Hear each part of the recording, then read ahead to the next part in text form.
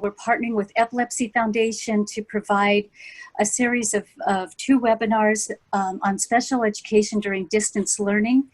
And we're so happy that you've joined us tonight for the first webinar in this series. We're going to be hearing from parents and from an educational psychologist on things that they've done and tips that they've learned that have helped them navigate this distance learning and the challenges that surround that. So my name is Paula West Hernandez. I'm a project manager at TASK, and I'm so pleased to be here this evening with all of you, and we're pleased to be partnering with Epilepsy Foundation to provide this webinar for you this evening. So just a few areas of housekeeping this evening. We've muted everybody because we're expecting quite a few people, and so but you can unmute yourselves if you'd like to ask questions. So we are going to have 3 speakers, and after each speaker has presented, then we'll open it up for questions. So at that time, you can unmute yourself if you'd like to ask a question, or you can raise your hand, or you can put your question in chat. Anna is one of our family support specialists, and she's the host for this evening. So if she sees something in chat, then she'll be sure and read it out to the presenter that has just spoken.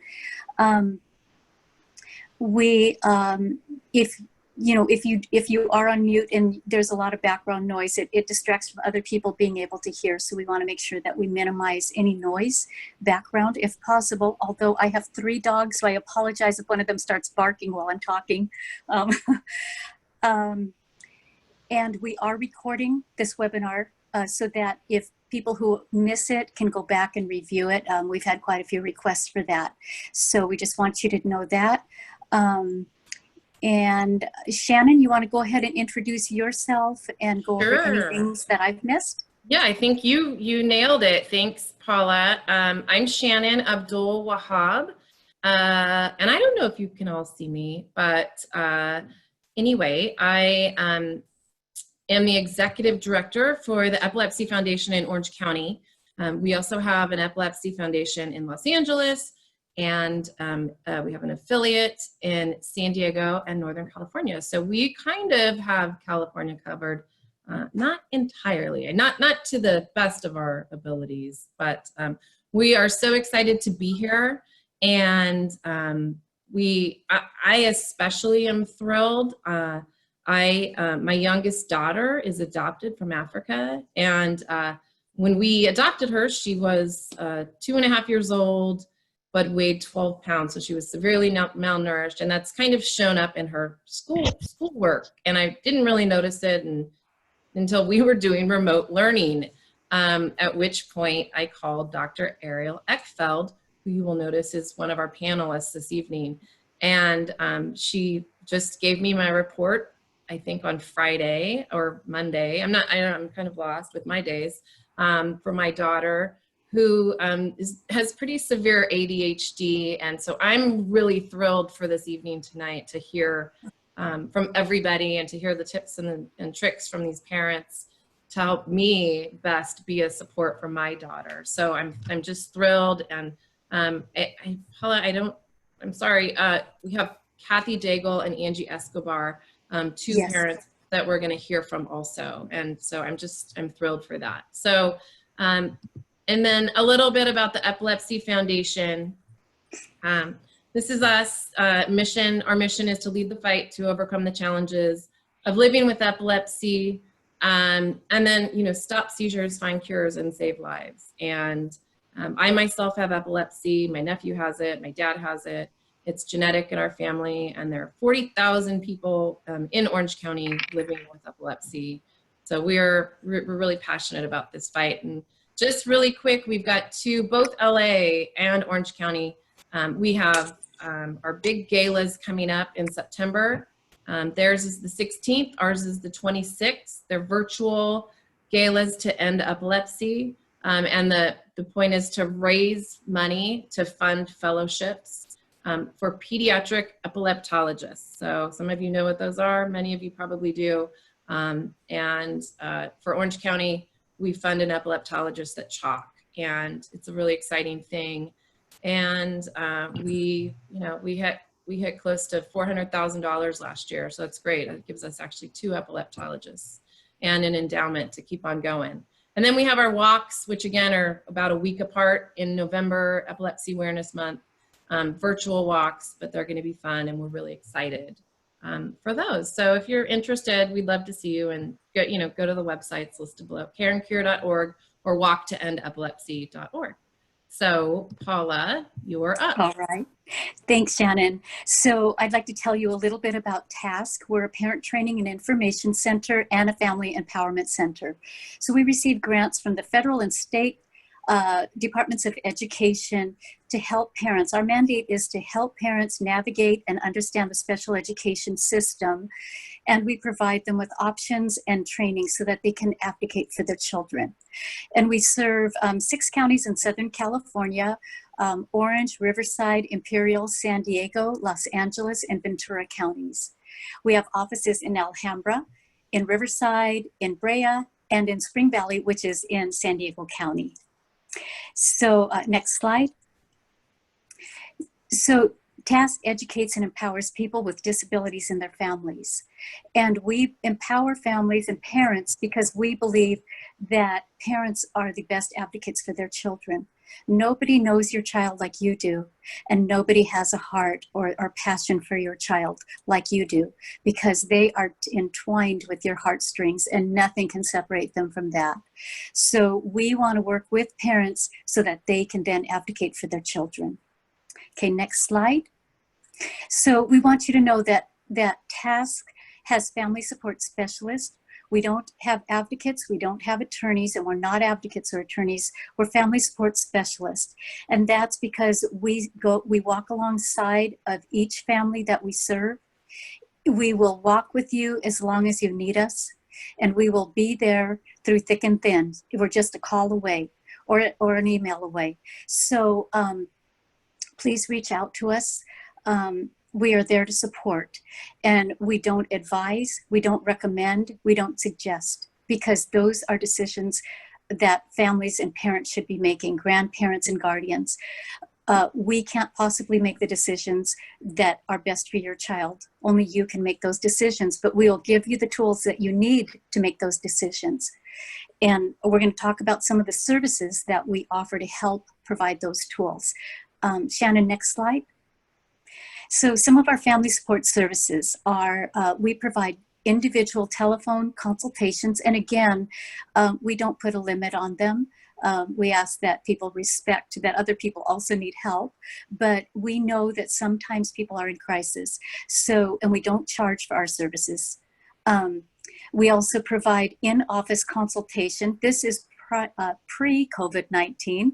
Now we're doing virtual IEP consultations or individualized education plan consultations. And that's where you can meet face-to-face with a family support specialist over FaceTime or over Zoom. You can email them, or in some cases we can pick up fax documents from our offices, but it's much easier since we're all working from home if you can email the documents to the family support specialist.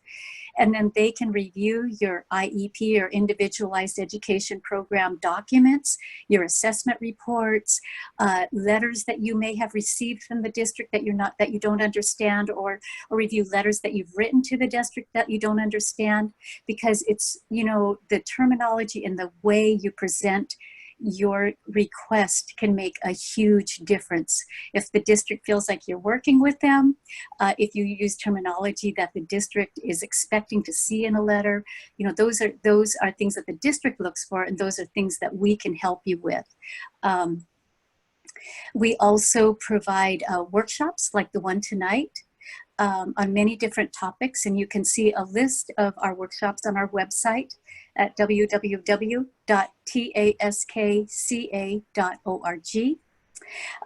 We also do outreach in the community, although we're doing more virtual outreach right now, where we do go and meet with other organizations and provide task presentations and participate in resource fairs. Okay, next slide. We also have a tech department, which is absolutely wonderful. And they have a lot of great programs, including wonderful webinars. They offer Camp Techie, which is a tech program for kids 5 to 12. During the summer. We're not offering it this summer because of school closures and social distancing, but we hope to be back in having campers next summer. And they meet one day a week for a couple of hours with their parents, and they have a wonderful time. It's really a great thing. They also have Tech Connection, which is a social skills and life skills building program for kids for people 14 and up. And I think our oldest one is 30 in that group. It's a social skills building group where they learn to communicate, learn social skills, and some of our participants use augmentative alternative communication devices to communicate. So it's a really fun time, and they're providing that session on Zoom right now. And that's every third Wednesday of the month. Okay, next slide.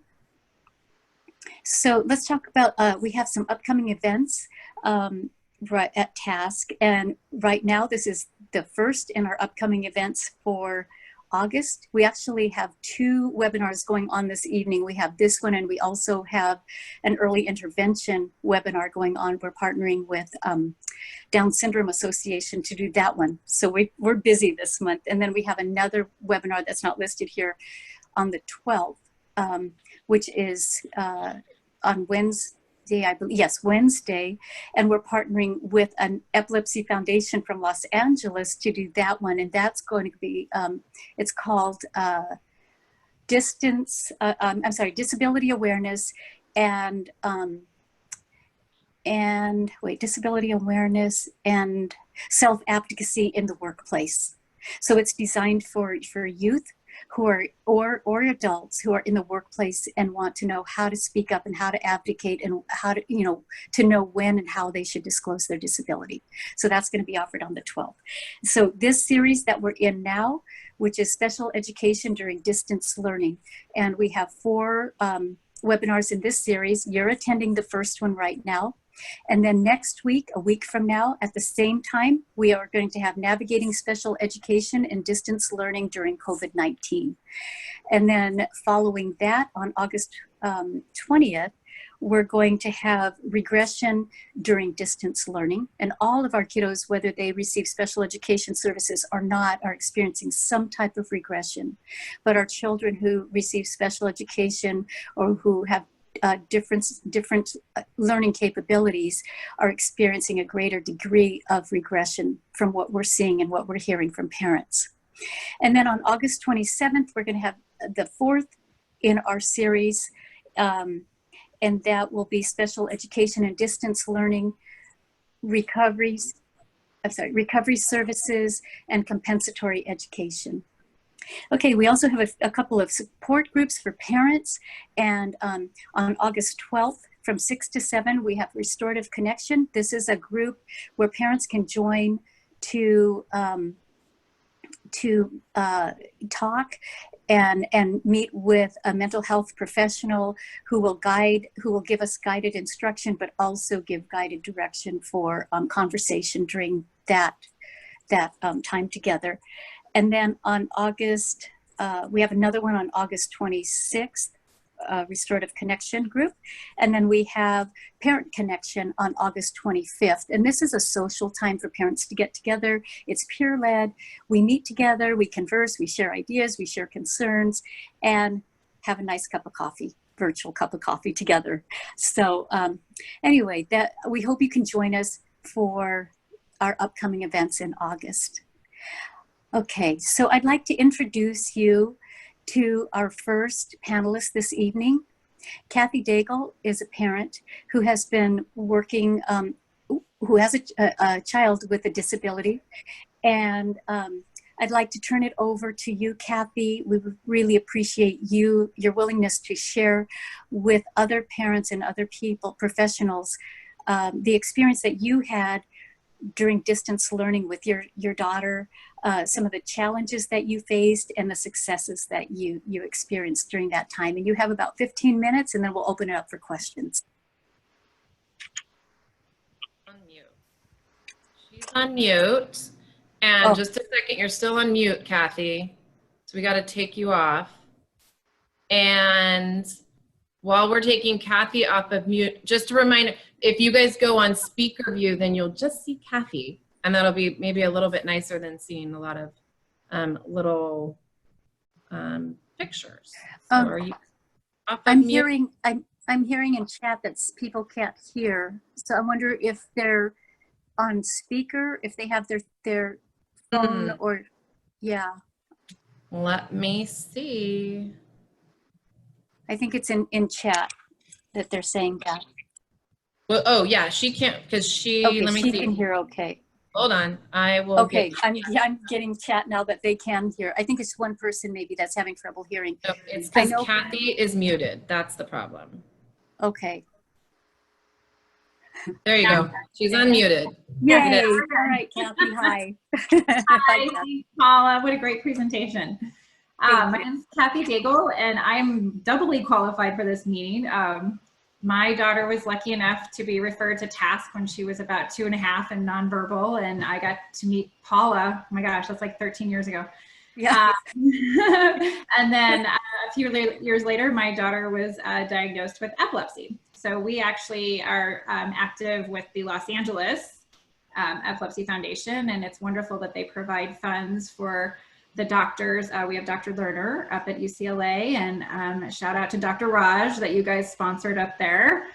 So we've been in the epilepsy world for about 10 years. So like I said, I have one daughter, but I actually have two. I have twin girls that just turned 16 last week, and all we could do was a parade. So hello, COVID. They are, I have one, my daughter Courtney with epilepsy. She is actually at the Frostig School in Pasadena. She's privately placed there through an IP. And then she has a twin sister that's an honors student and a ballerina. And she's at our local public high school. So I had two schools kind of going on in my house, plus my husband working from home, as I know all of you know, and people locked in rooms and trying to figure this whole mess out. So they're both in high school. So high school, of course, is a completely different experience than junior high or the little guys. So I feel for you little guys that aren't having that social interaction and stressing out over how do we get them online. So again, my daughter Courtney, she has epilepsy, which just causes memory problems, Shannon. And it's extremely frustrating when you're in school because she'll be like, oh, I learned that yesterday, but I can't get it out of my brain. She also has dyslexia. She has apraxia of speech. She has a lot of issues that are hard for school. So we were fortunate that when we went to distance learning, her private school within 48 hours was 100% virtual, 8 to 3. She didn't miss any services. Speech, they literally just took her schedule and just moved it online. Yes, I haven't heard of anybody else that's had that experience. So super fortunate that we had that experience. And I'm also fortunate that my daughter, because she had an AAC device, like an assistive technology device, and she's always used computers very little because she couldn't speak. She loves computers. So this was her cup of tea or coffee, as she would have it, her Starbucks. So we had a pretty easy transition. It was really more like setting up the space, kind of setting expectations. You know, you had to be not in your pajamas, try to brush your teeth, which didn't happen by the end of the semester. But we were kind of struggling with the range of teachers. You know, like some teachers were really, really on it and were on the Zoom calls, you know, the whole 50 minutes. And I felt like she was getting like a really good, solid class out of it, and they would assign homework. And then you had the other end of the spectrum where we would get emailed or just Google Classroom assignments. And maybe a teacher would be like, oh, I'm here in Zoom if you need help. So that's a big range. And the Frostig School is specifically for kids with learning disabilities. So I can't even imagine what the public school, I know I have a lot of friends in the public school that they just felt very, very unsupported. That I had one lady in one of these other support sessions that she never heard from the special ed team for like 2 months. So it ranges from kind of what I experienced in a private school where it was easier to control, when you only have 130 kids and you need to migrate them all online. And they already had Google Classroom set up. Again, it was high school, so they sent them home with their books, and a lot didn't really have to change for her.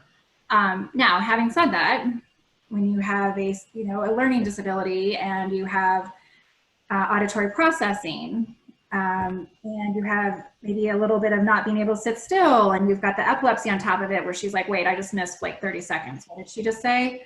And she's embarrassed because, maybe they jumped to like a smaller group and she didn't hear it because she would be having an absent seizure. So that was really frustrating because in person she could kind of fake it, or she could kind of look around the room and be like, okay, I'll just go join that group.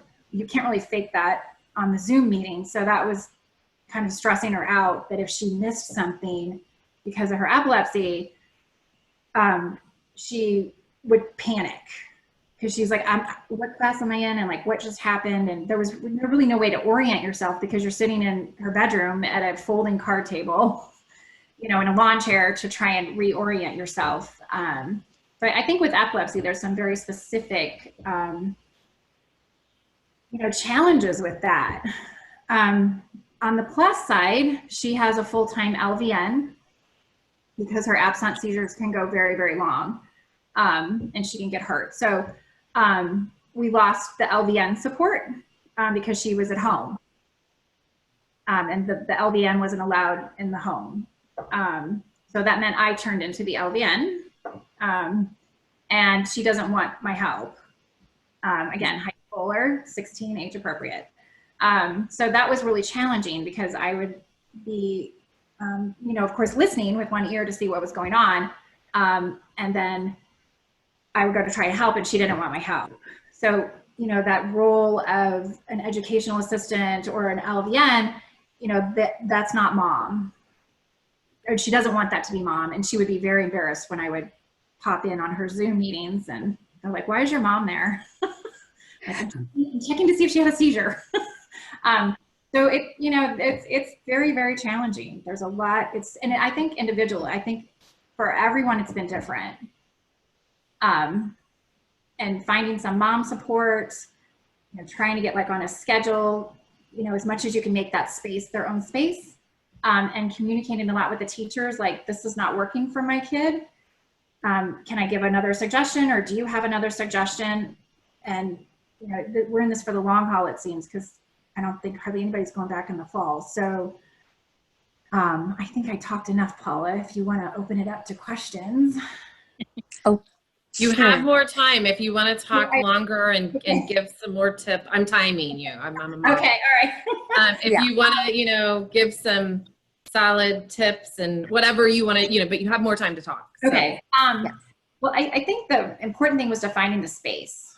I think that's true for even like parents that are working. Like we were lucky that we had a spare bedroom and we set her up in there. And then of course the table got even bigger because, you had to have a drink on there and you had, these are all these little things we didn't think about, all the school supplies. And so we designated that space as her school time. And we were lucky that we could close the door because again, with the distractions, like just the dishwasher running or, whatever, we designated that space.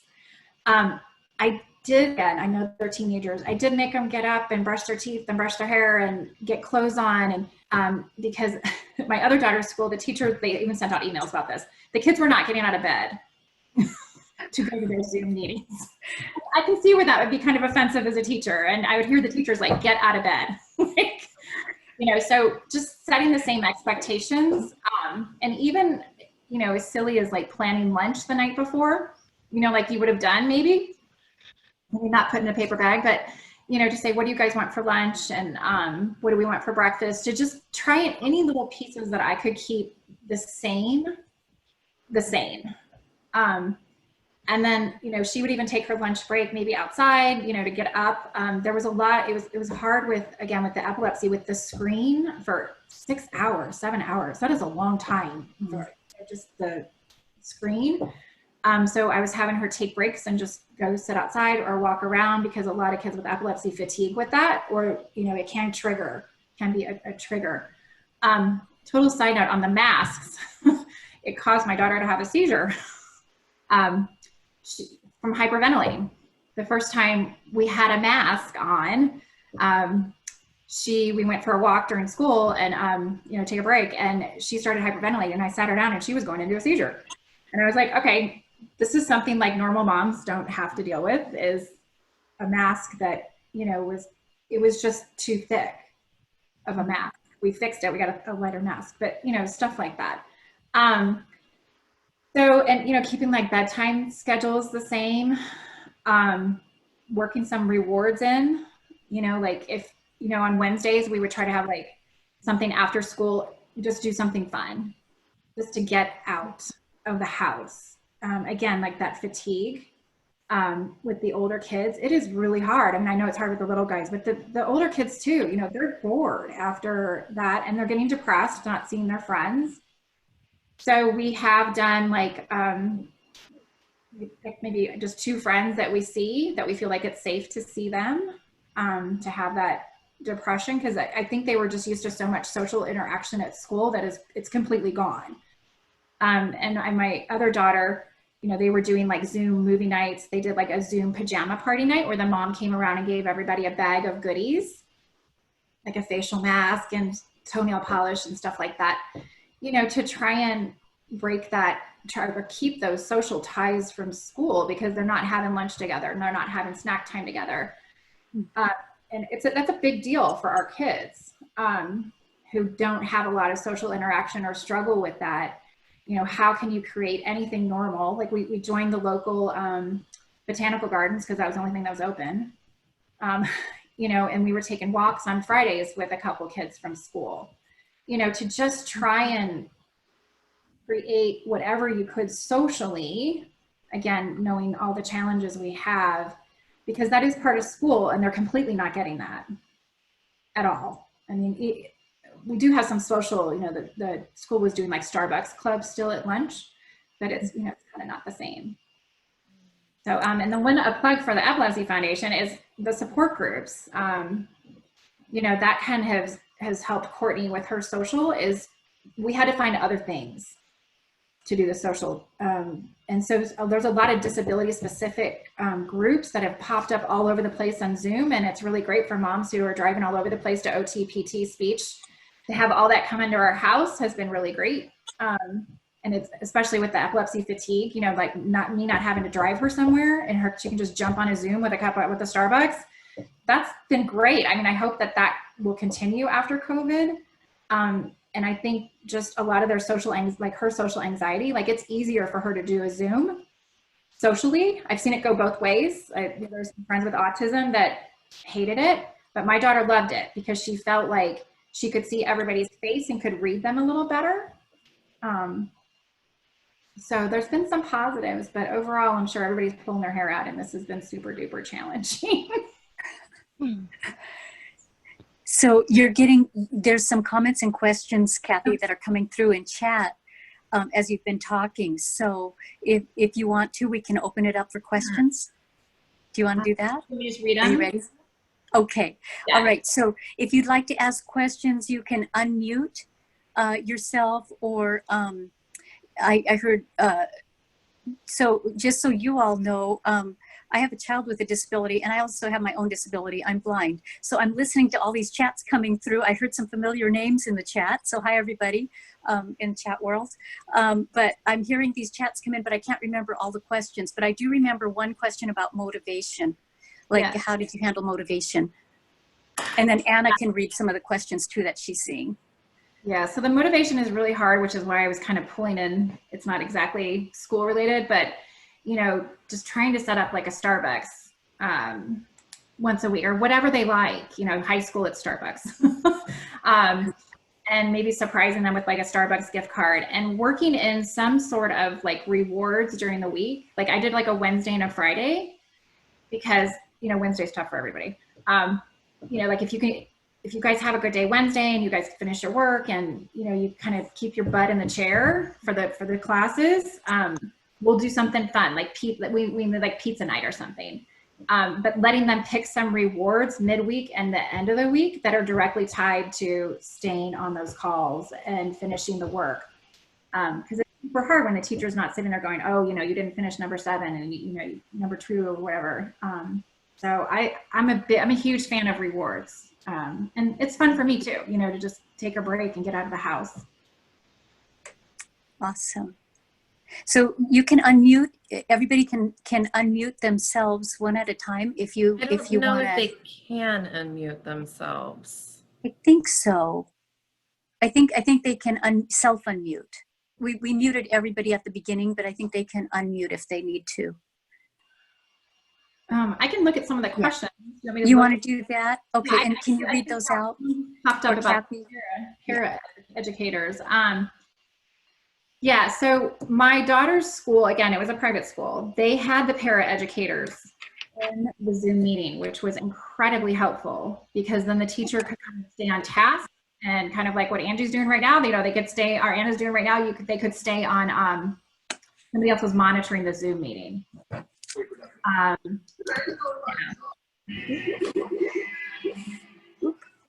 The public schools are not doing that. I heard most of them are not doing that the para educators are being paid. But I have some eggs frozen. We're hearing some background noise. I'm not sure. I think I muted it. Oh, okay. Okay. And somebody chatted that if the host has to unmute. So thank you for clarifying that. You're right, Shannon. Yeah, you're right. Okay. Do you see some other questions in there? Yeah, it just says my son doesn't like mom either. Oh. So yeah, I have struggled with this. I have thought about hiring someone to come into the house, God, for 3 hours a week, let's just say, an hour from Monday, Wednesday, Friday or something like that. And then there's the COVID. And with epilepsy, if she gets a fever, that's not good. So I'm not sure what to say about that. I am going to ask my school district for some sort of aid support and see what we could work out. But I hear you that no one likes mom.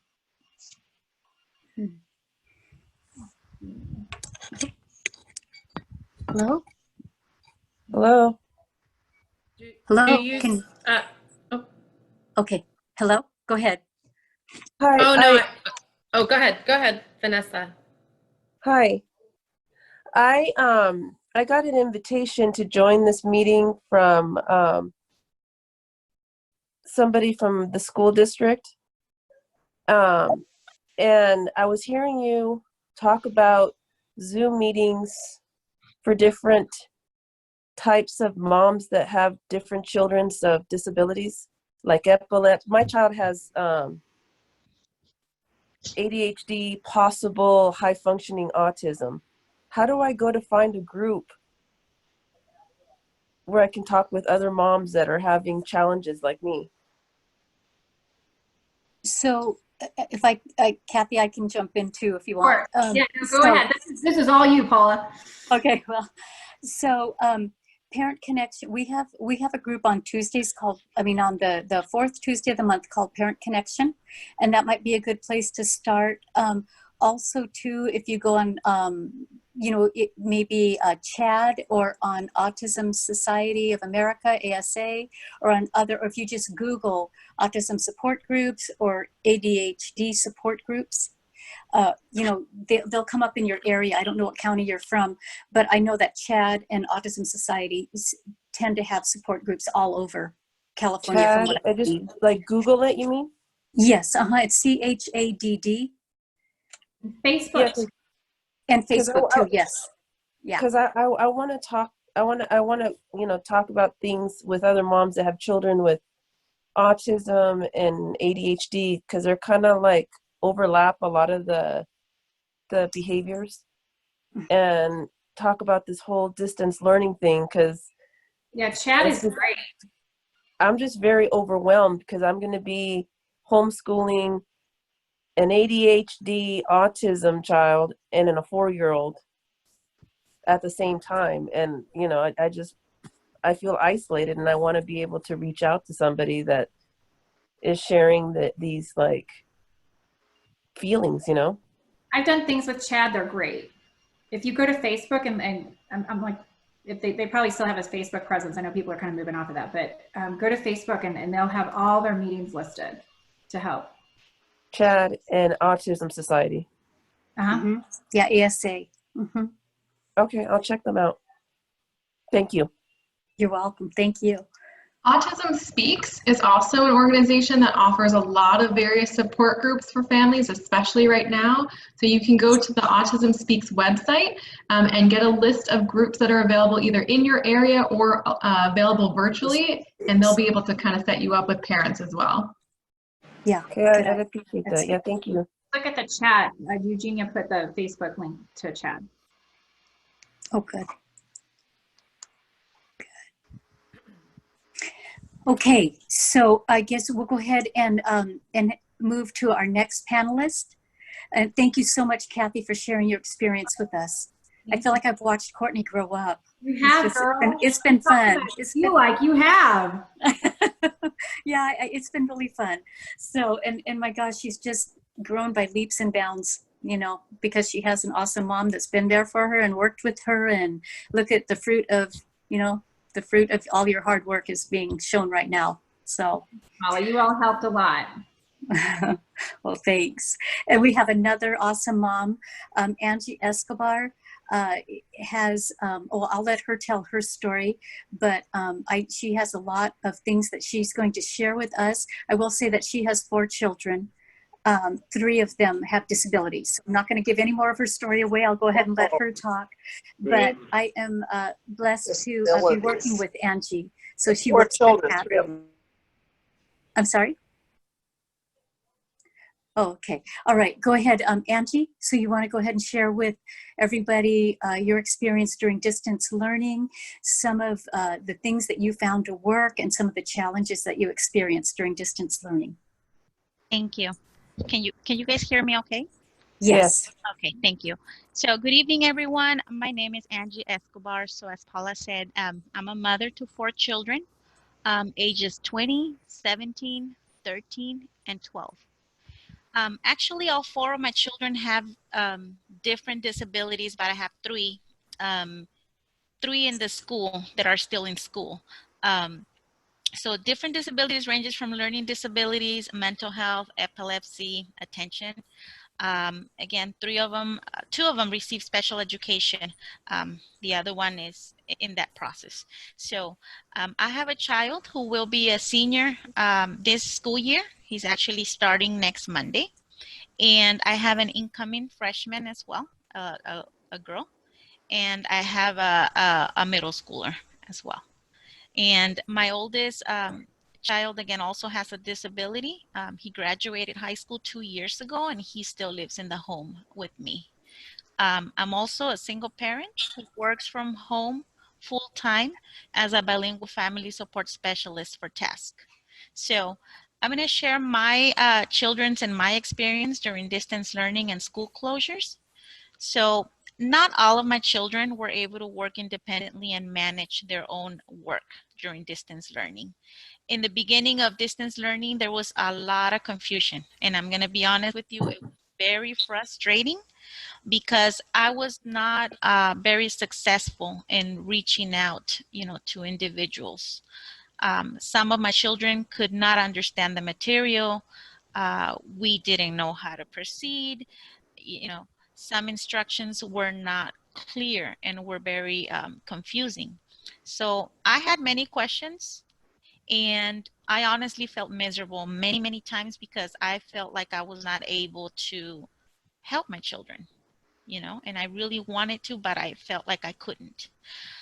Because I was also working from home, and while supporting my children with distance learning, I needed to figure out ways to help them, to support them so that they wouldn't interrupt my work schedule as much.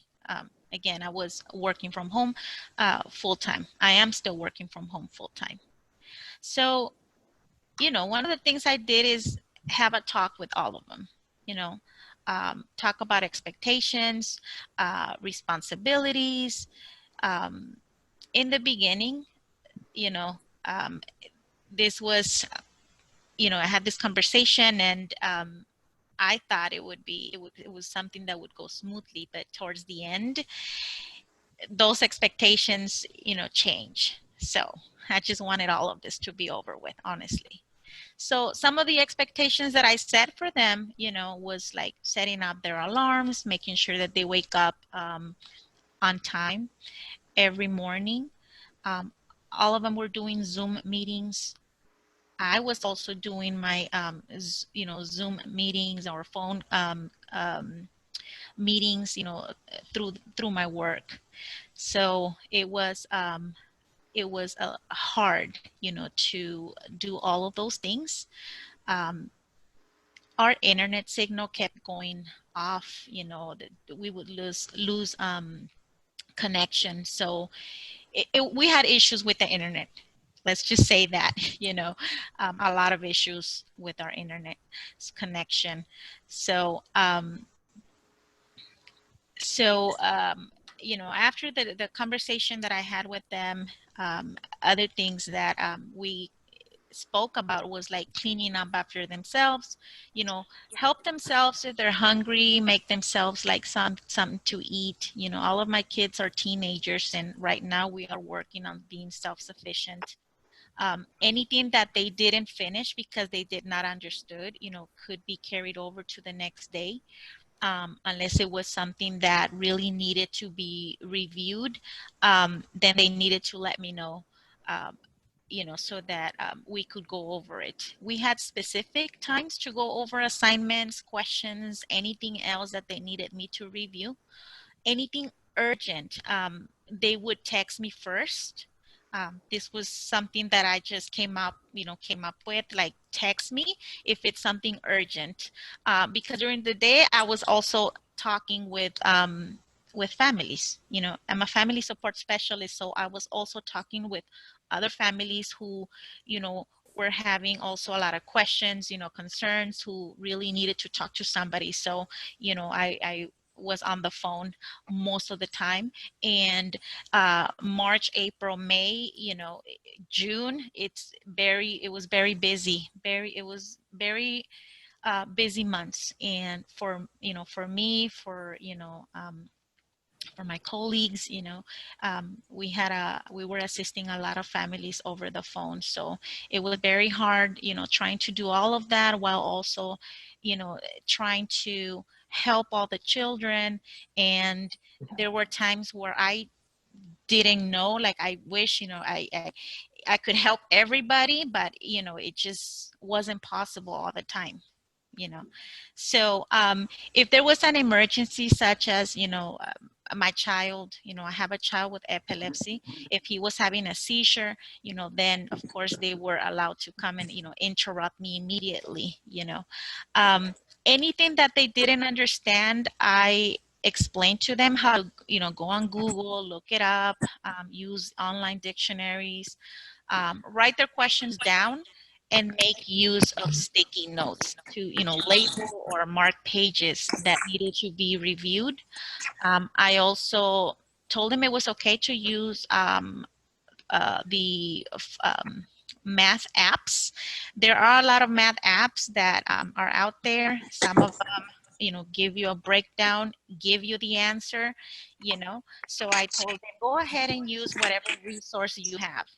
Use your math apps, make use of them. Um, so that's something that I'm really pushing for them to use. Also, I told them, go ahead and use your resources. So our school districts provided us with resources. So I told them where to go, go online, look up, what resources are available, for math, for your reading, for whatever it is that whatever, course subject that you're working on, go online and use those resources, first. So I also told them, uh, you know, that it was okay, like if they had questions to, and I and if I was busy, to go to their siblings, go to another one of your siblings, ask for help, ask them for help. And if they can't help you, then, just wait for me. We'll go over it together. So teaching them how to use the resources was harder for the younger child specifically. Um, this is a child with learning disabilities, and I really have to explain things to him in a certain way in order for him to understand it. So it was a little bit challenging with him. Um, we also spoke about the importance of respecting personal space. Okay, giving their other siblings, the space, the time, the silence, in order for them to focus and complete their work.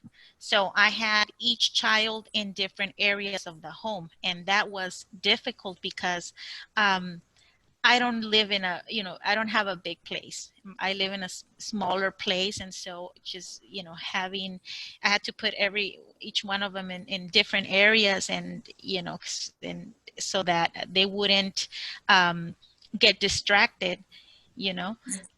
Again, all of them were also doing Zoom meetings, and sometimes it was at the same time. Like their meetings were scheduled at the same time because all three of them went to different schools. We talked about using our times wisely. Otherwise, there would be no access to TV or video games. Our time would be limited. So I had to get a little bit strict with using, making sure that we use the time wisely, because they really wanted, to turn on the TV, start playing video games, and I have to be really careful because I have my other child, 17 years old, who has epilepsy. So with him being on the TV too much, being on the phone too much, playing video games may trigger some of his seizures.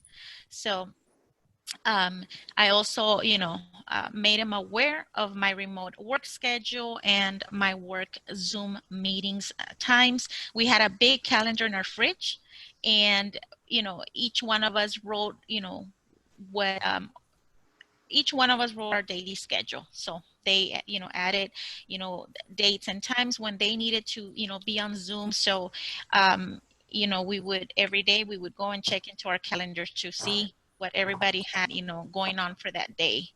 I gave them access to the Wi-Fi code.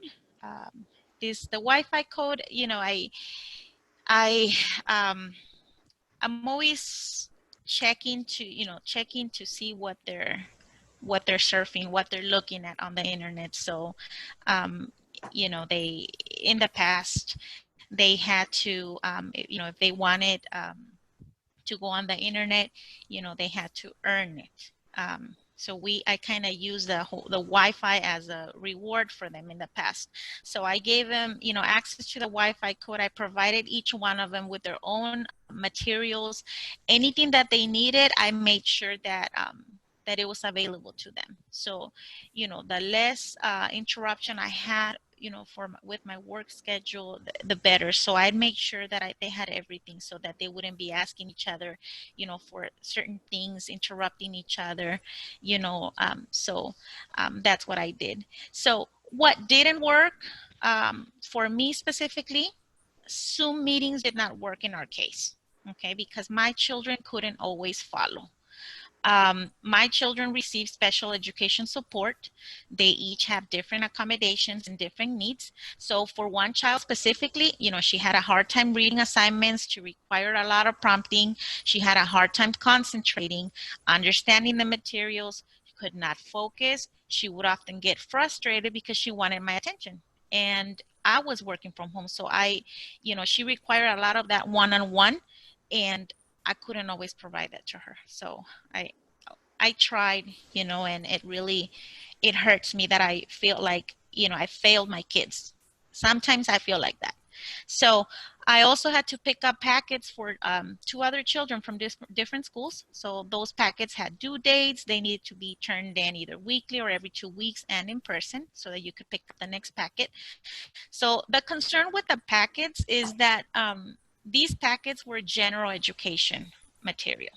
So I have a child who, prior to distance learning, was receiving specialized academic instruction support.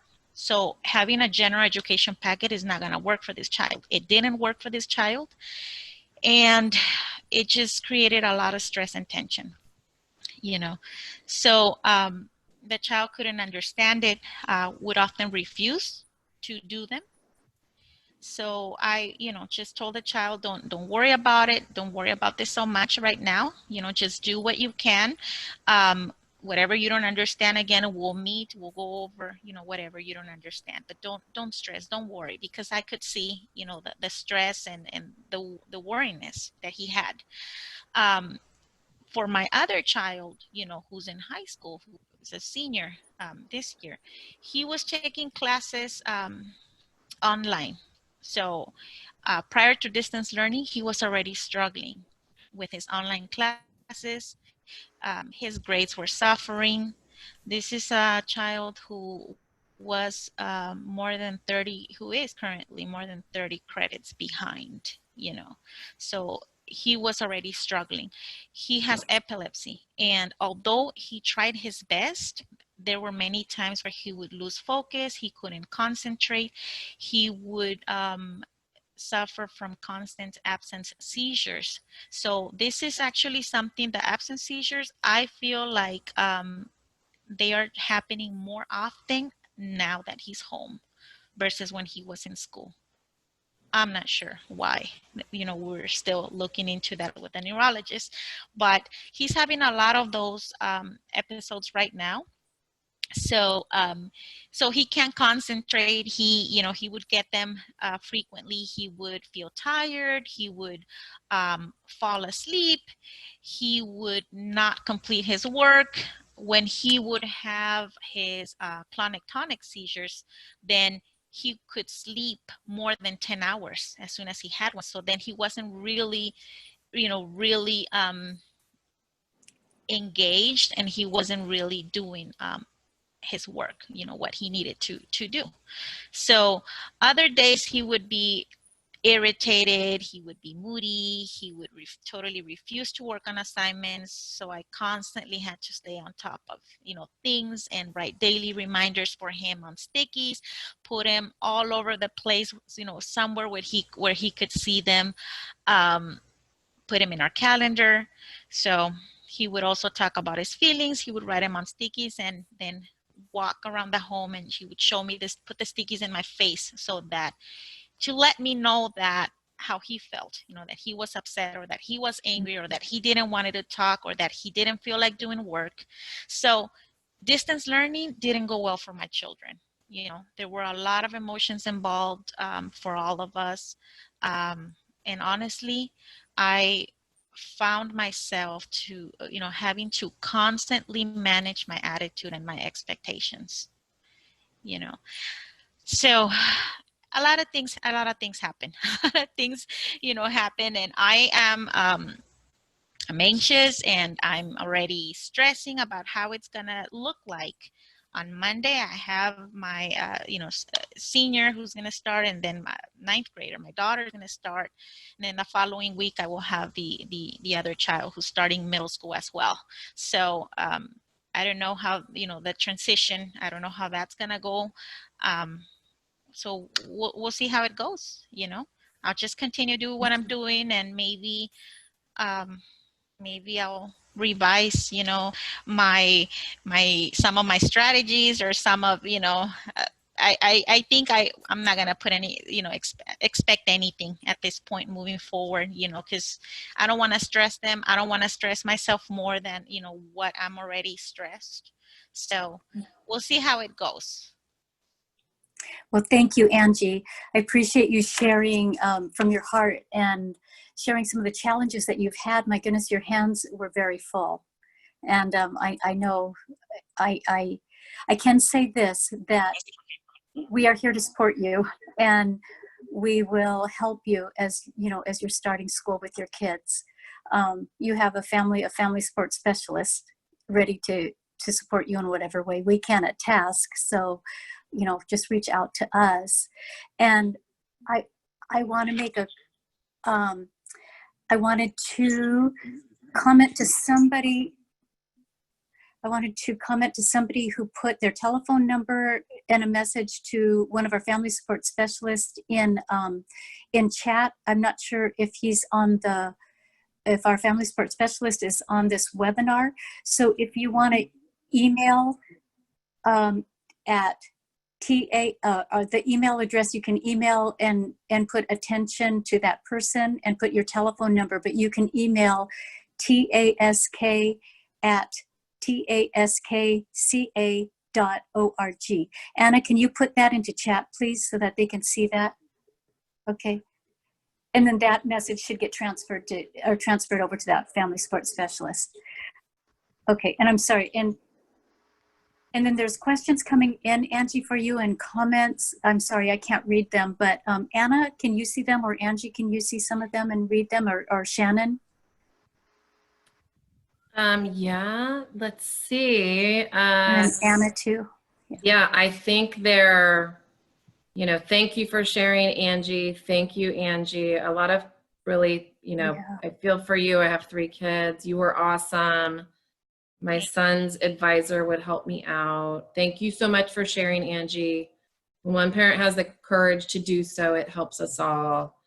And I really, when you said managing expectations, I felt like, oh, I think that kind of hit me right in the heart too. So I thought, yeah. definitely.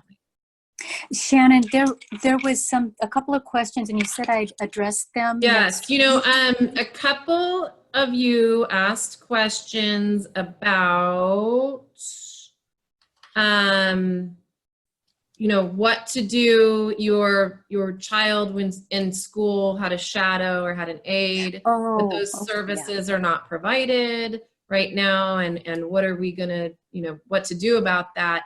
And I had just mentioned that Paula is actually going to go into more detail in next week's webinar on some of those exact topics. And if there's time, maybe, you can touch on it. Today. Actually, yeah, and that's great. So I think we're going to cover even more of that during the 3rd and 4th segments of this series. Yes, on the 20th and the 27th, we're going to talk about regression, because services may, sometimes it's impossible to provide the service because of social distancing or whatever, or whatever the cause may be, but the kids are regressing. So we're going to talk about that on the 20th, and on the 27th, we're going to talk about recovery services and compensatory services. How can we get recovery services? So yeah, we will go over that. Okay, great. But let's go ahead and give Dr. Eckhart a chance to present. Yes, I will definitely introduce. There was a few comments about maybe some more tips and tricks for the younger elementary aged kids, and I think Dr. Eckfeld can definitely share with us and touch on that a little bit. There were some discussions of using whiteboards, which is kind of the same thing as, schedules and Post-it notes, and, I know with my daughter, we use the whiteboard. The issue is I have to remind her to look at it, right? So, but that's an easy thing that I can do. If she's needing a break, I point to the little piece of paper that says, look at the whiteboard. And then it moves us along slowly but surely. So anyway, having said that, and I know that Dr. Eckfeld is, one of the experts as well here. So I'd like to introduce Dr. Ariel Eckfeld. She is a neuropsychologist, and she knows a lot. And I always say this about people when I really am blown away kind of by their knowledge and about a topic. This was actually our second test that we had done for my daughter, and we were referred to Dr. Eckfeld by Dr. Lily Tran at CHOC. So many of you know her as well. And so I always quote out of Top Gun, if you've seen it, when they're introducing Charlie, and they say, the Pentagon listens to her, so should you. And I'm going to say the same thing about Dr. Eckfeld. So having said that, Dr. Ariel Eckfeld, and let me share my screen because she's got some slides. Thank you so much for that introduction, Shannon. That was very generous of you. I'm very honored to be here. Epilepsy is something that I'm very passionate about. I spent a lot of time, and I'll go through my background, but I spent a lot of time working with kids who have epilepsy, so it holds a special place in my heart. And I thought I would start tonight by just telling you guys a little bit more about what a neuropsychologist is. It's a long word. What does an evaluation look like? Probably many of you guys are familiar with it, but for those who aren't, oftentimes I find it's helpful to just go through, what does it mean? You know, what is an evaluation for? What can it help with? Especially now when we're facing a whole new set of challenges, right? We really haven't faced these things before. Schools haven't faced these things before. So hopefully we can get the slides up, and if not, that's okay too. We'll kind of just talk through. They're up. They're up. They're up. Ah, okay. I can't see them. But Oh, you can't see them. Can you guys see the slides? Nobody can see the slides? No. Oh, they're up for me. Okay. I always do that. I'm not. Let's see. Well, you can keep talking and I'll work. Yeah, on it. let's do How's it. that? So just a little bit about my background, just so you guys know a little bit more about how I came to be where I'm at. I did my undergraduate degree in psychology and neuroscience at Emory, which is all the way on the East Coast. So I am originally from the East Coast, and I tend to talk fast because of that. So please feel free to comment if I'm moving too quickly, and I'm happy to slow things down. I just tend to talk quickly. And then I ended up in California for graduate school, where I went to UCLA to study psychology and neuropsychology. And then I ended up working at CHOC and doing my training for about 3 years there. And so that's how I know Dr. Tran and all of the neurologists and epileptologists over there. Right now I'm in private practice. Jenny, you can go ahead and go to the next slide. Thank you. Right now I'm in private practice based out of Newport Beach and Laguna Beach, the Mind Health Institute. And I am also a parent, so while my kiddo is a little bit younger than probably most of yours, he's only 2.5, there's no substitute for knowing the challenges that parents go through unless you have a child. So there's a little picture of my boy up there, just kind of to let you know more about who I am. Next slide, please.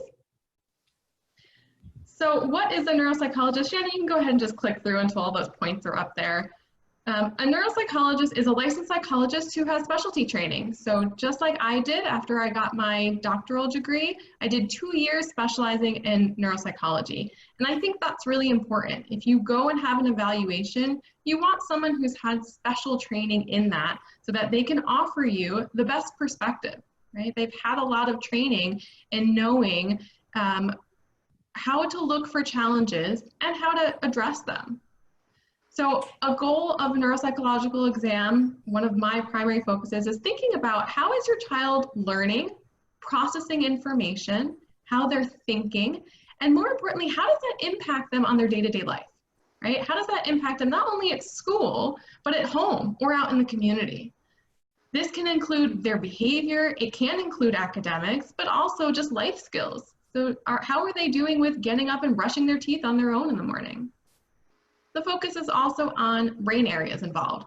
So particularly for epilepsy, if there's a particular area of the brain where the seizures are coming from, I want to look at tests and figure out, are we also seeing that in those specific areas, right? So if it's in the front part of the brain, are we seeing problems with attention? If it's more generalized seizures, are we seeing difficulties everywhere? And the more we know about your child, the more pieces of that puzzle we put together, the more we can help you figure out what recommendations are going to work.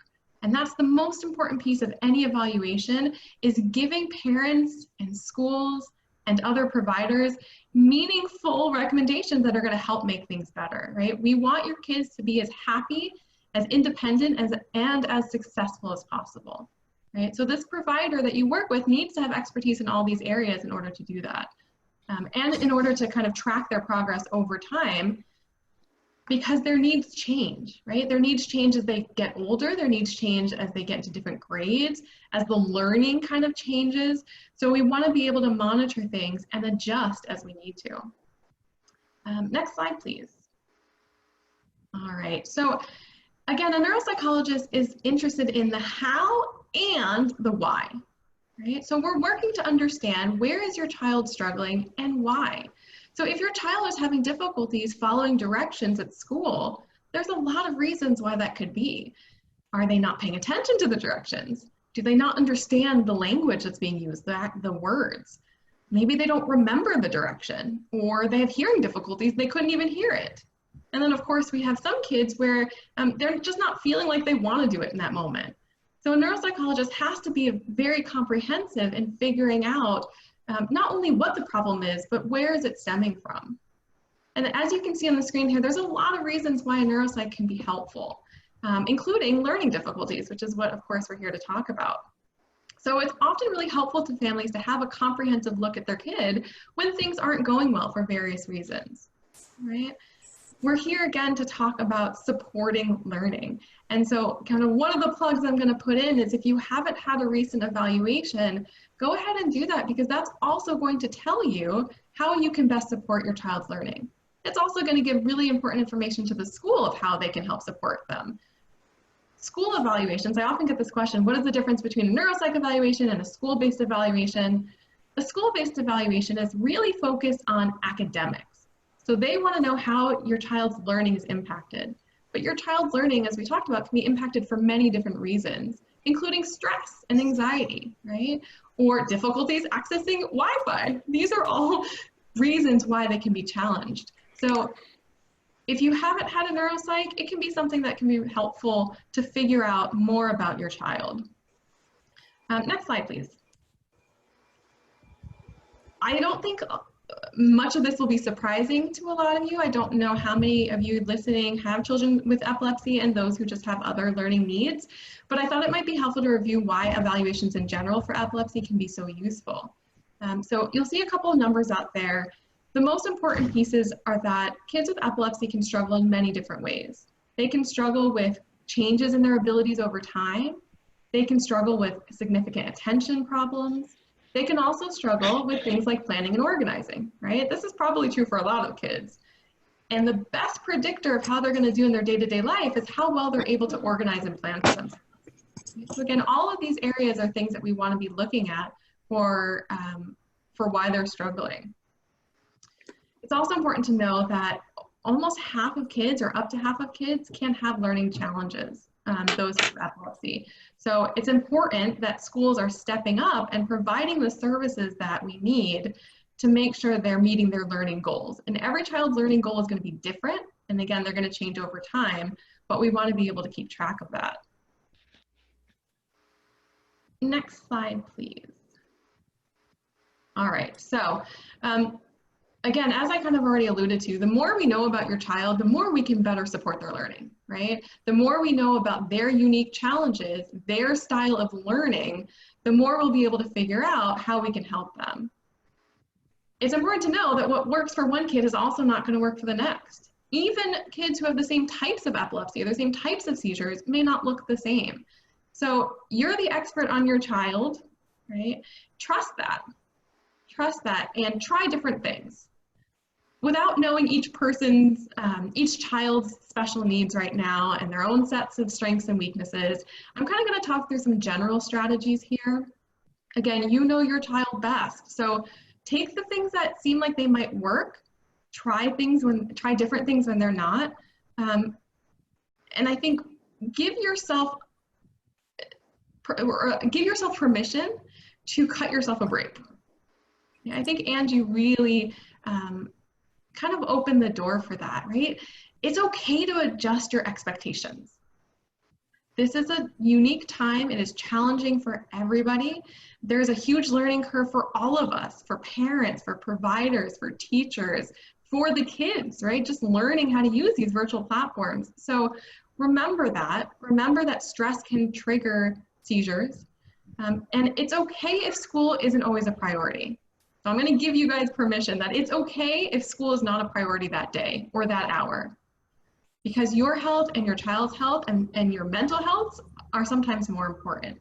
So you'll hear more, as they alluded to, the next couple of weeks about addressing regressions and things like that, but you're also going to see regression when your child is just so stressed out and checked out that they're not engaging in work. So give yourself a break and give them a break too. if your school has already put some accommodations and supports in for your child, hopefully they have, please work with your team. They're the first people that you should be reaching out to figure out what else they can put in place to help support your child. Hopefully districts have been working over the past few months to put in different systems, right? Everybody was thrown a curve in March and April. Hopefully families and providers are starting to work out the kinks. And your teachers probably have a good sense of how your child has been doing, particularly over the past few months where they got to see them. So reach out to your schools, be active, talk to them about what they're offering, and figuring out how you can tweak things to meet your child's special needs. We've already heard about this before. A lot of what I'm going to talk about you've already heard before, but just to emphasize, find a quiet space if you can. It can even be in your child's room, but find that dedicated place outside of their bed where they have minimal distractions, right? So for example, you know, some kids might do really well at a desk. Other kids might need to sit on a yoga ball so they can kind of get their fidgets out, right? Kids in the classroom are used to having that cue of teachers walking up and down the aisles to remind them to stay on task. They're not getting that at home. So you're going to see a lot of kids struggling, particularly with learning independently. So if there are ways to set up a system in your house where parents, maybe even tutors, even if it's virtual, are kind of checking in and trying to keep them on task, that's going to help them the most. We've already talked about schedules, but I'm going to emphasize that because I think that's really important. Trying to maintain as much of their in-person school routine as possible. So getting up in the morning, brushing their teeth, getting dressed. If they're not doing live Zoom sessions or other learning sessions with their teachers, create a schedule. Maybe they're working on English homework from 9 to 9:30, then they're working on science from 10 to 10:30. They might need alarms to help them cue to switch classes, right? They're not getting the same cues that they were getting in the classroom environment. So let's help create as much of that as we can at home. Please don't forget about breaks. Zoom learning is much more tiring than being in the classroom. So again, it's okay that they take breaks, even if it's something seemingly silly like walking to the kitchen to get some water. Just kind of get them up and moving, doing something active in between those sessions. And start with short schedules if you can and build up, right? Kind of talking about that adjusting expectations. Start with what you think will be manageable and adjust and go from there. If they're photosensitive, I've seen a couple of comments about that. Try to work with your school to get appropriate packets, hard copy work, right? Not that unfortunate situation that Angie's kids were facing. It has to be appropriate to their skill level and to their learning style, but try to do as much hard copy work as you can, listening to audio when feasible. So even if it's the teacher lecturing, just listening to it rather than watching it. And then maybe only watching the portions of demonstrations, like solving a math problem, for example. I've also seen a couple people comment about maybe special glasses or things like that. Those are great questions to direct to your medical providers. So reach out to them and ask them what other things they might be able to recommend to cut down on some of that sensitivity. Next slide, please. So active learning. I don't think this will be a surprise to anyone, but the more hands-on something is, the more our kids will be motivated and engaged with doing it, right? So part of active learning could be taking notes during lectures. It can be having them even check in with teachers as much as they're able to, ask questions, participate in those virtual sessions. What we can hopefully ask parents to do is take distractions away. So take those cell phone devices away. If they have a dedicated laptop or tablet for their work, try to remove games, for their school sessions. And even ask teachers if they can provide handouts of their lecture notes. So when we have kids who are having active seizures or just have general attention difficulties, if they're zoning out, we don't want them to miss that information. So make sure your teachers can provide copies of notes or PowerPoints for them to reference later on. Part of active learning is also parent involvement. As parents, we wear a lot of hats. Everyone's already spoken about this. I say this to all my parents. We are chefs, chauffeurs, tutors. We have so many things going on. We have our own lives and jobs. It's hard to carve out time for these things. So as much as you can, check in with those teachers. How is my kid doing in class? Right? Are they focusing? What's working? What's not working? What can you offer to help support them? And check in with your kids, right? They're going to be able to tell you what's not working. They may not be able to tell you why it's not working, but they can probably tell you what they're struggling with and use that to go back to the school and the district. Now ask the teacher, what physical manipulatives can I have at home to reinforce lessons or keep their attention? A lot of those things are easy to make, or your school can supply them, right? Try to do as much fun stuff as you can. We've already talked about motivation.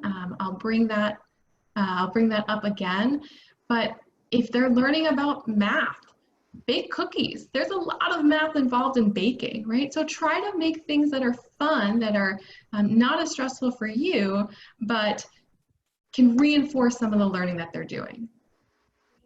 Try as much as you can not to be the teacher, to try to be the parent.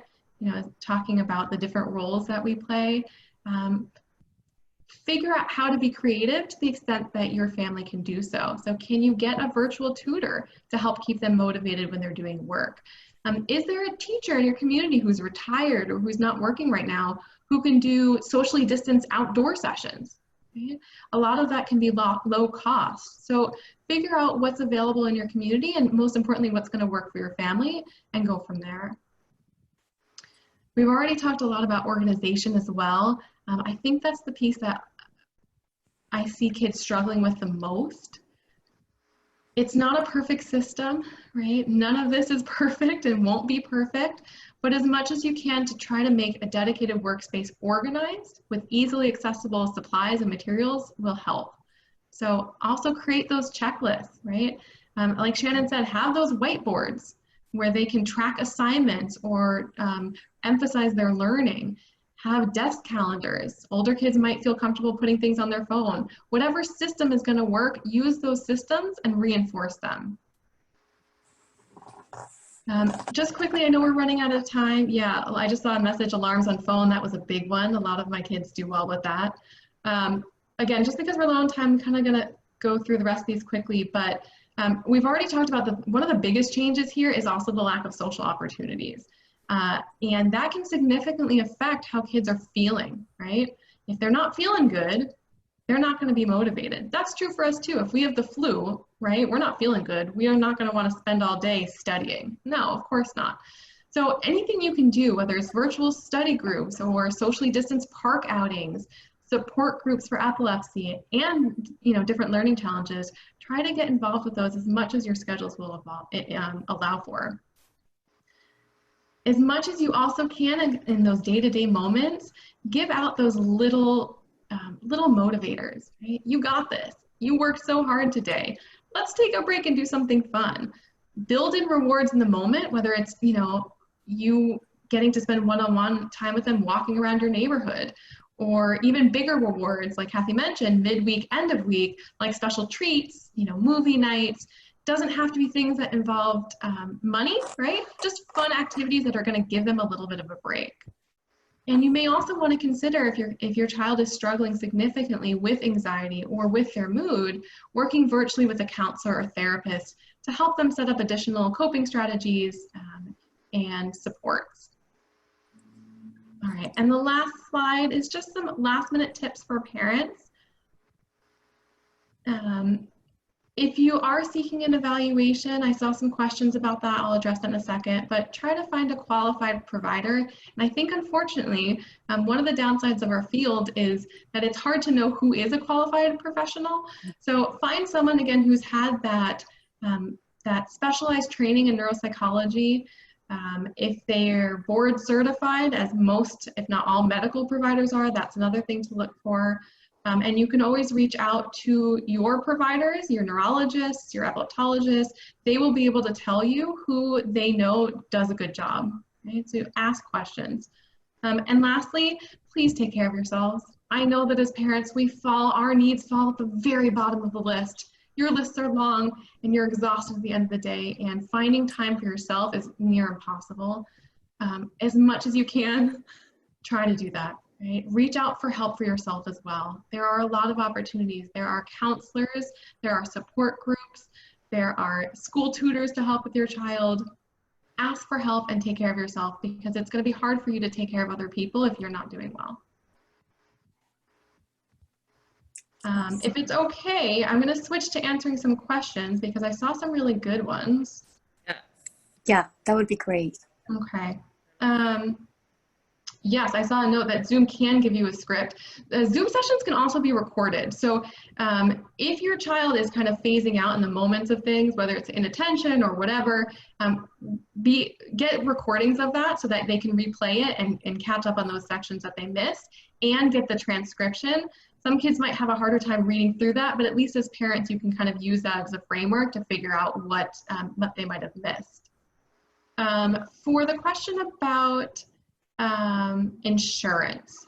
So insurance is tricky because you're right. Neuropsychological evaluations are often not covered by insurance. The reason for that, unfortunately, it's just a negative repercussion of the insurance system in our country. Insurance dictates how much they will pay.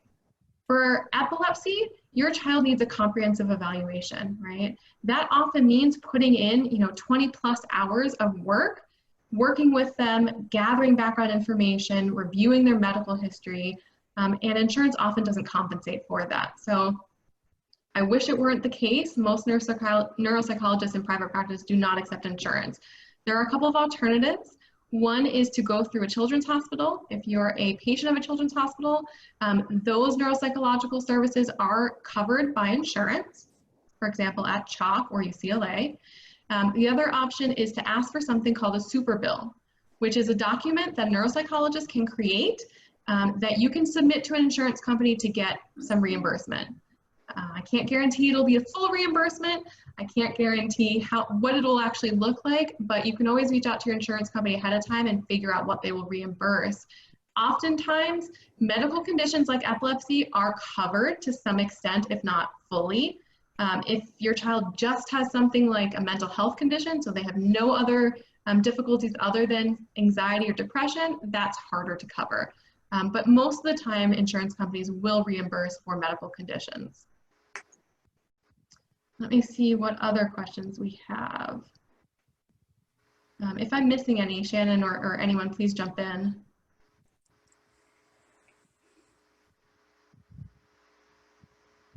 Question about, can Google Meets be recorded? That's a good question. I don't know. Talk to your school, because if it's not a service offered, they might be able to figure out a way to do that. Sometimes you can record locally on your own computer, so maybe the teacher can do that and then distribute. I don't know if it's built in the same way Zoom is.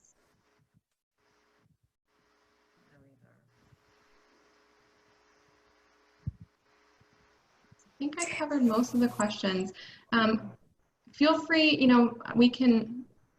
sorry, there is another question about autism. So yes, neuropsych evaluations, again, are helpful for kids who have many different learning needs, whether that's from mental health conditions or autism, ADHD, any kind of medical presentation. So I don't know what that will look like in terms of insurance. There's more of a chance for it to be covered, but that kind of a case-by-case basis also depends on your own insurance company.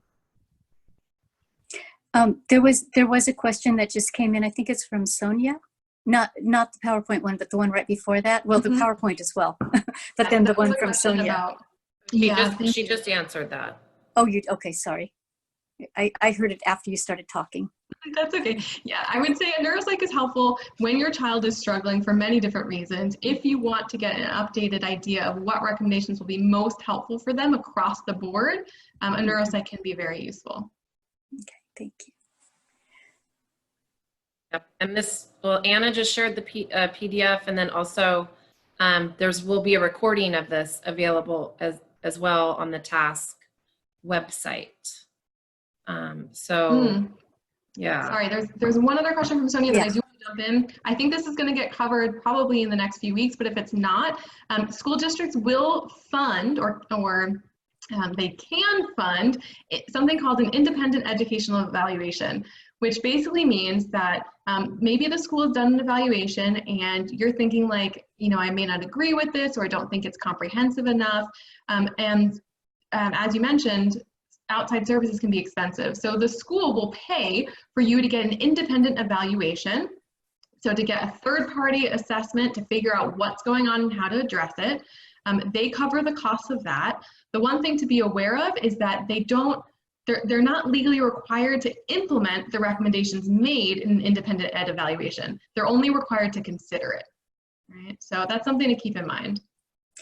One other point, if I can add to that too, is that a lot of times when, so the budget that districts are willing to spend or are required to spend on an IEE or an individual education evaluation, the provider has to meet the budget requirements of the district's, the district's budget. And so if they will cost more than the district is going to spend to pay for their own evaluator, so for instance, whatever they pay for their psychologist, which may not have the same training. Anyway, that we have to look at their budget is the bottom line. We have to look at that budget, and then that's what they're going to use to determine what they're going to pay an outside provider. And so the outside provider may charge more. So that's something that is going to have to be negotiated and considered. Yeah, and some schools will work with the provider, and they may need special approvals to pay for a fee that's higher than what they normally do. Some assessors will work with the school to figure out what is feasible. Again, our goal is always to help kids, and so we want to make our services as accessible as possible. So if you're kind of hitting some roadblocks, there are both school districts and professionals who will work with you. At times, schools may be resistant to doing that, so that's maybe where you have to get some advocates involved or some lawyers involved. But I always tell families to kind of keep in mind that at least at the start, you can always catch more flies with honey than with vinegar, right? So as soon as you bring a lawyer into that setting, schools are automatically going to be on the defense. So just be aware of that as a parent. There was a question about what neuropsychs can be for. So not just for autism, not just for epilepsy, intellectual disability, any kind of learning challenges a neuropsych can be helpful for. And there's also a question about how often a neuropsych is recommended. That really depends on your individual child and what difficulties they're facing. Sometimes we recommend a neuropsych as often as every year. Sometimes we recommend checking in every 2 to 3 years or at significant transition periods. So between elementary school to middle school to high school, and so forth. And sometimes we'll say, you know what, your child's doing really well. We don't need to see you for a while unless something changes. Great. Well, this is, Thank you, I learned so much. Thank you. Oh, yeah. Thank you, Dr. Eckfeld. Sorry, you were wonderful. And I'll give it over to Paula. And I especially love the part about taking care of ourselves. And I think it's so key. And I'm just going to put this out there. And I know it's not going to work for a lot of people. I happen to work for a really, great organization. My kids this year are 4 days remote learning off on Friday. I called my boss. I said, hey, I need Fridays off. Like, I need to go to a 4-day work week. And we all know probably, right, the reality is I work 80 hours a week anyway, but, I'll work on Fridays when you need me. And, when we have our galas and walks, and they said, yes, no problem. So, as long as we're kind of in this COVID remote learning, they have something in place for parents, and they were even more apt to do it, hearing about my daughter who was just, kind of diagnosed. And I just thought, Fridays would be a good day to just recharge. Let's hang out with the kids. Let's not have it be about school or making up, I don't even know what it is. I haven't even figured it out, but for all of us. And maybe that could be the case too for some of you, and maybe it's not, but there could be a handful like, oh, I hadn't ever thought about that. And it might be worth an ask or something similar. So Paula, go for it. All right. Well, thank you so much for the panelists. We really appreciate everything that you have shared with us. And we should be sharing the PowerPoint by PDF. Shannon, was that saved as a PDF? And then, so Anna can save it? Anna can share it on chat? you have, did she, I think she shared something. Yeah. Okay. Yep. I saved it as a PDF and I Yes, shared it. thank you. And you shared it. Awesome. Thank you, Anna. And we really appreciate, Anna, you helping out with the hosting tonight, but especially to our panelists, we want to thank you as well for taking the time to share with us. And I learned so much and have been encouraged and challenged Thank you. by all the stories that I've heard. So we do want to ask everyone, if you will please take time to answer a few questions on a survey. It's real quick, but we do receive federal funding and they want to know that we're doing our job, but we also want to know how we can improve our services or continue to do things that are working. So if you'll take a minute, Anna is going to put a link into chat. And so chat, if you, let me see if I get this right. So if you click, if you have a smartphone and you are using your phone or your tablet, you can click on the link within on the chat. If not, if you're using a computer, you may need to copy and paste the link into a browser. Or if you have a smartphone, there's a QR code and you can use your camera to scan the QR code and it will activate the survey link. So if you could take a few minutes to do that. One other thing is that some of the questions may not apply to you. If you're a professional or if your kids are not, don't have a disability or some other things, please put NA. Or don't give a low score because it doesn't apply to you. It's better if you either leave it blank or put NA by it. Okay, so thank you so much again to everybody who participated. Again, we appreciate She you. said she was blind, Mel. She said, I have a daughter who's And we can hear a conversation taking place. I'm not I sure. muted them. I muted them. Okay, all right. Thank you. And we appreciate each and every one of you who joined us this evening.